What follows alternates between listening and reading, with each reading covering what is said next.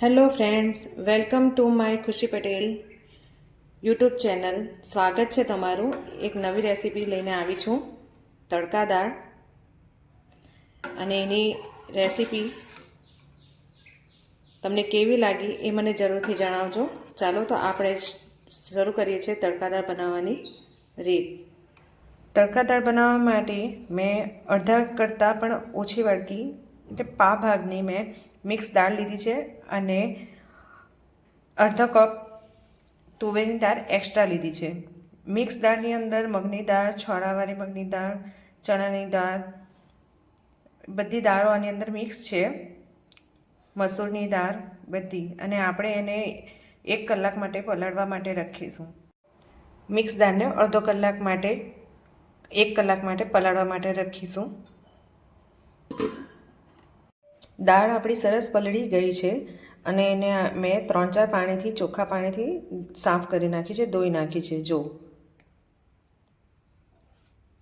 આ રીતે તો આપણી દાળ સરસ પલળી ગઈ છે. દાળને આપણે કુકરમાં ટ્રાન્સફર કરી દઈએ બાફવા માટે.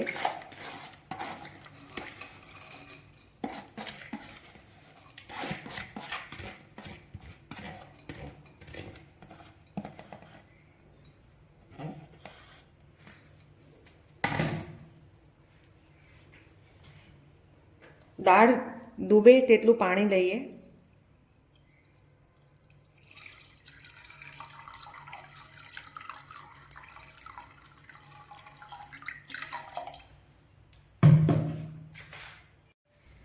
એમાં અડધી ચમચી મીઠું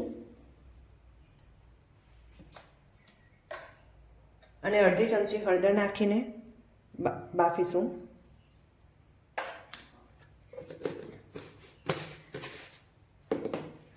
એની અંદર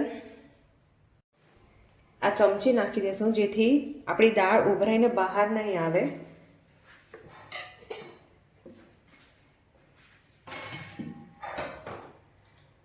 અને એમાં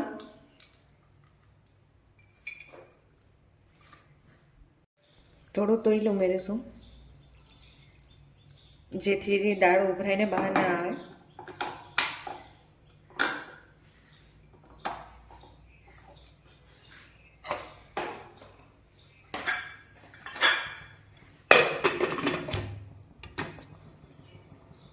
પહેલાં ફૂલ ફ્લેમ પર એને 1 સીટી વગાડીશું, પછી લો ફ્લેમ કરીને એને 5 સીટી વગાડીશું.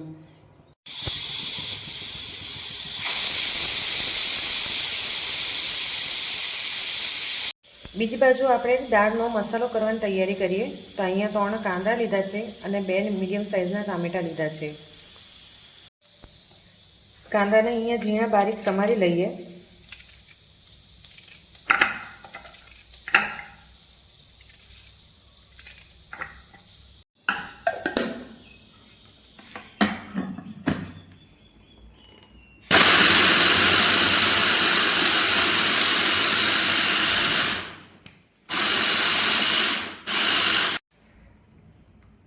કાંદા અહીંયા ઝીણા બારીક સમારાઈ ગયા છે.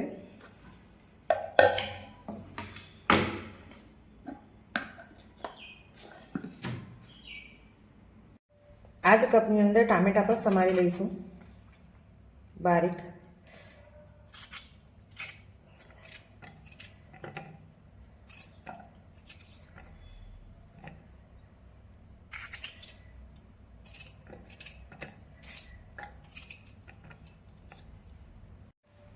આની અંદર થોડુંક લસણ ઉમેરીશું ટામેટાની સાથે જ.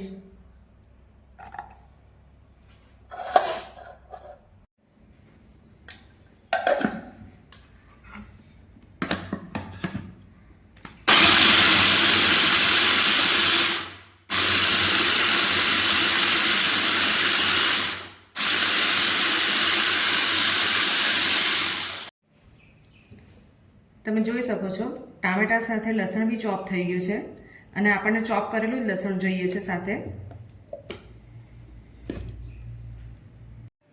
અહીંયા આપણી દાળ બફાઈ ગઈ છે. ચાલો આપણે ચેક કરી લઈએ. કુકર પણ ઠંડુ થઈ ગયું છે. આપણી દાળ બફાઈ ગઈ છે કે નહીં એ ચેક કરી લઈએ.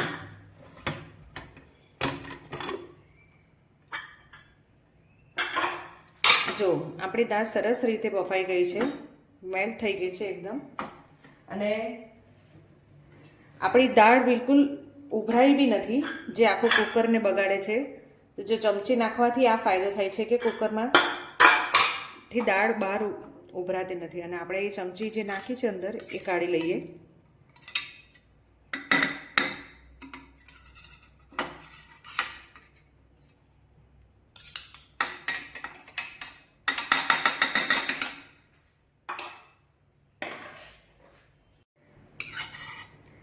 જો આપણી દાળ સરસ બફાઈ ગઈ છે.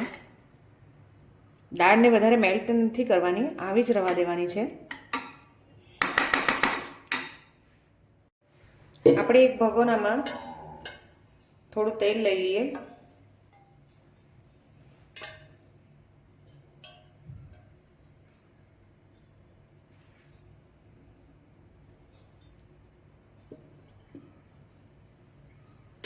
આપણું તેલ ગરમ થાય એટલે એની અંદર કાંદો ઉમેરી દઈએ.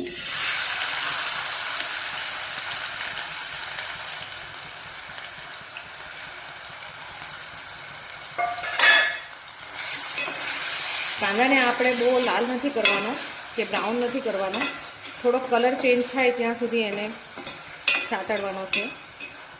કાંદો થોડો ટ્રાન્સપરન્ટ થઈ ગયો છે તો આપણે એની અંદર ટામેટાં ઉમેરીશું.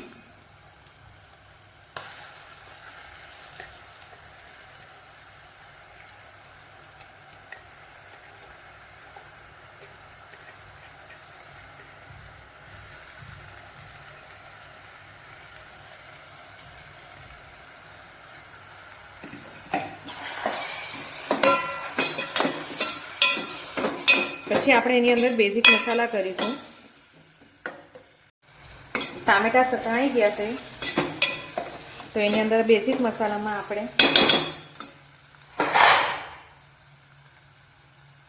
લાલ મરચું, આ તીખું મરચું છે,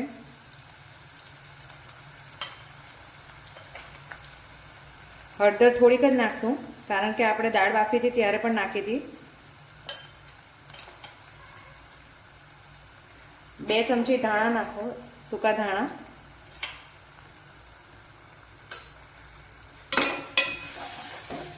એને બરાબર મિક્સ કરી લઈએ. 1 મિનિટ સુધી સાતળશું મસાલાને. અડધી ચમચી ગરમ મસાલો,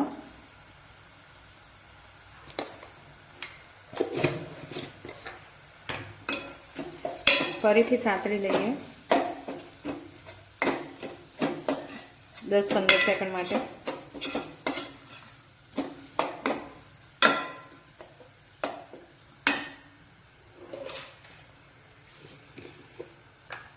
થોડું મીઠું ઉમેરી દઈએ. મીઠું દાળમાં પણ નાખ્યું હતું એટલે અહીંયા થોડુંક ઓછું નાખજો સ્વાદ મુજબ.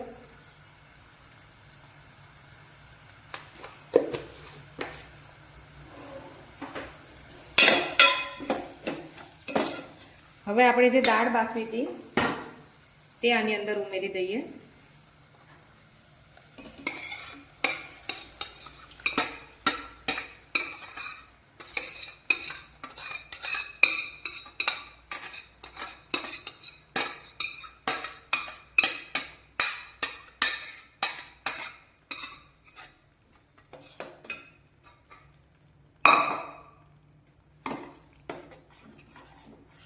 થોડીવાર માટે સાતળીએ.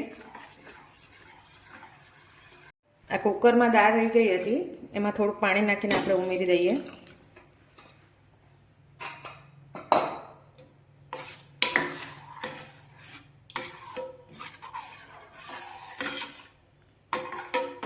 હજી પણ આપણી દાળ થોડી વધારે ઘાટી છે, થોડું પાણી રેડીએ.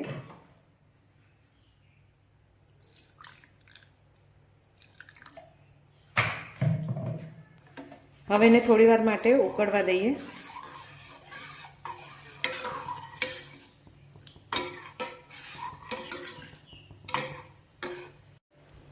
આપણી દાળ સરસ ઉકળી ગઈ છે.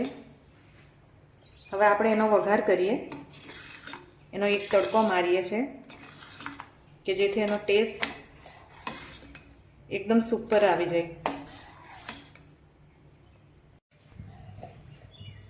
વઘાર માટે 1 ચમચી ઘી,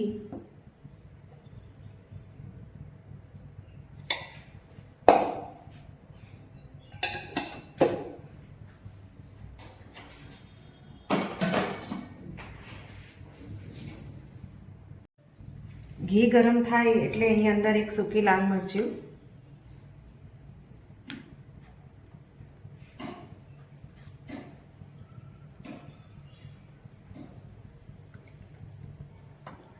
ચોપ કરેલું લસણ,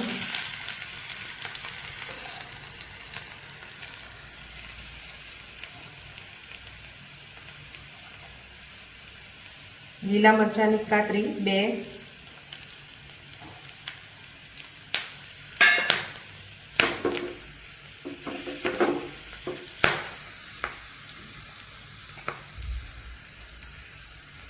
થોડી હિંગ અને અડધી ચમચી કાશ્મીરી લાલ મરચું.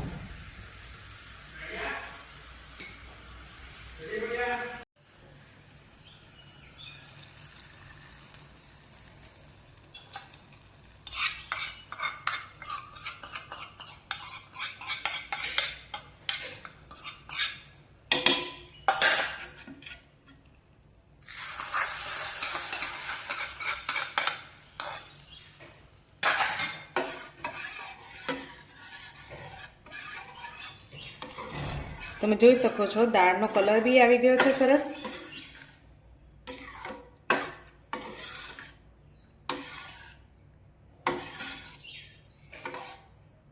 આપણી તડકા દાળ બનીને રેડી છે. એની ઉપર આપણે લીલા ધાણા,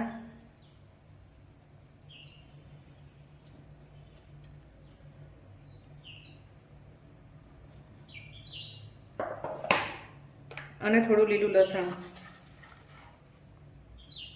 ભભરાવીશું.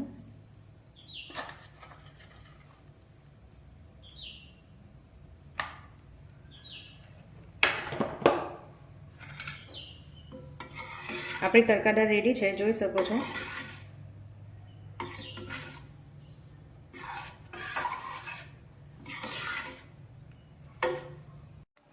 તડકા દાળની રેસીપી તમને કેવી લાગી મને જરૂરથી કોમેન્ટમાં જણાવજો. અને આ રેસીપી તમને ગમી હોય તો મારી ચેનલને લાઈક અને સબસ્ક્રાઈબ કરી દેજો. અને આગળ બી હું એક નવી રેસીપી સાથે તમારી સાથે શેર કરીશ. તો પ્લીઝ મારી ચેનલને સબસ્ક્રાઈબ કરવાનું ભૂલતા નહીં.